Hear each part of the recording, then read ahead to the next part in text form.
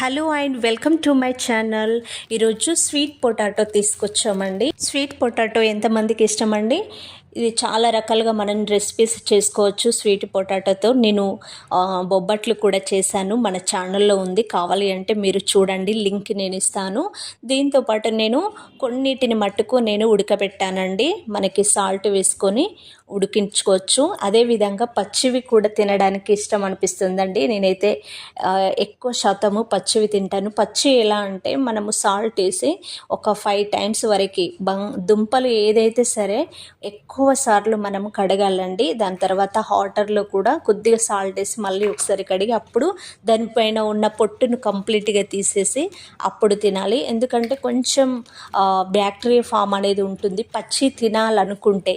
But మనం ఇలా ఉడికించేసుకున్నామంటే ఆ బ్యాక్టీరియా ఫామ్ అనేది కంప్లీట్గా వెళ్ళిపోతుంది, ఈజీగా కుక్ అవుతుంది, ఎవరమైనా తినడానికి చాలా బాగుంటుంది. ఇందులో ఎక్కువ ఫైబర్ ఉంటుంది, డైజెషన్ కూడా ఇంప్రూవ్ అవుతుందండి.